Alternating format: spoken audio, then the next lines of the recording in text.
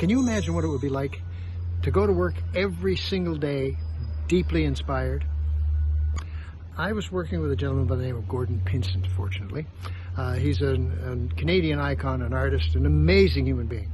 And he said, you know, Bill, he said, life's like a great big canvas, and we've got a palette of colors, and all we have to do every day is choose what colors we're going to paint with, choose what subject we're going to paint, choose what things we're going to bring to this beautiful canvas every single day. He said that as casually as you'd have a drink of water, and I've never forgotten it.